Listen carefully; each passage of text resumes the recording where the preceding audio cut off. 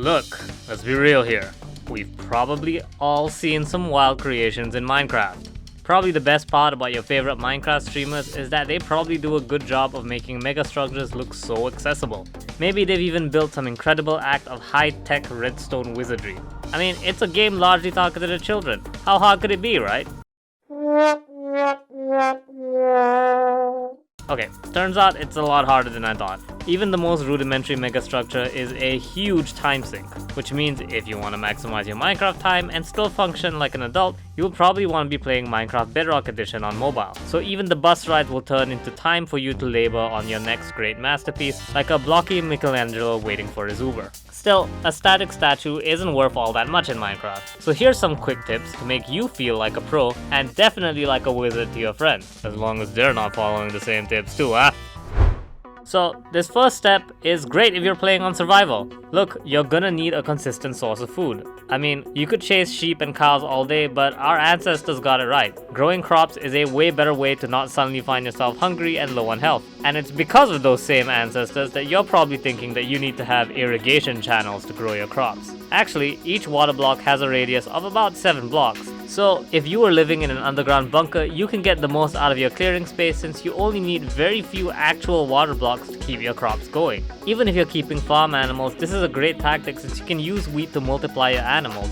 Remember, looking realistic is only an option in Minecraft. Efficiency means embracing that you're in a blocky fantasy world and making the most of its new rules. Speaking of which, one of the fastest ways to show how good you really are is having redstone doors. Sure, it's one button to click open a door, but where's the fun in that? Automatic doors are some of the most satisfying things you'll build in Minecraft. They're proof that you can go from just punching trees in a forest to the same level of sophistication as an IKEA. It's a fairly simple concept, and really planning for it is the hardest part since you have to keep in mind the depth of the redstone wiring and the width of the piston.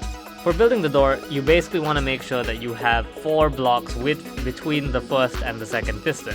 You need to have 1 block for the piston, 1 block for the extended piston, and 1 block for the actual door material. In this case, we're going with gold. As for the wiring, you also want it to be about 3 blocks deep.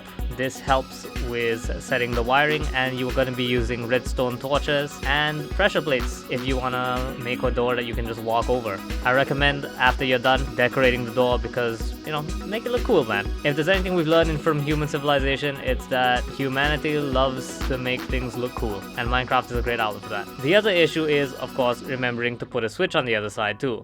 Now, the last thing we want to show you is a Minecraft classic. TNT explosions are some of the most fun things you can do for cheap in Minecraft, and there's no shortage of people's highlight clips which really are just massive TNT explosions.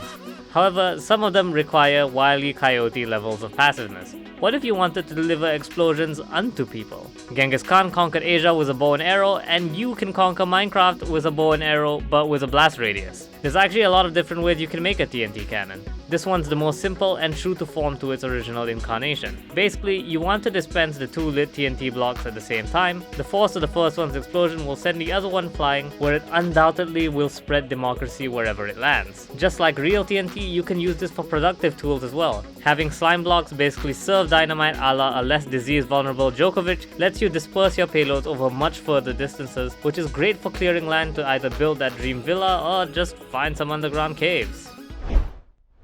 Minecraft's easily one of my favorite games from my younger years. I remember playing the game before it even hit 1.0. And despite all the new things they've added, its core tenets have always been the same. It's fun to make whatever you want. The game never really stops you from making anything your heart desires as long as you understand the game's unique physics. Better yet, having cross progression on Bedrock Edition means you can easily just download it on your phone and keep at your next great invention. Or even recruit friends regardless of their platform to help you build that mega tower. Because redstone tech is neat and all, but ultimately, patience is the most important Minecraft skill. Happy building, and I'll see you in the game.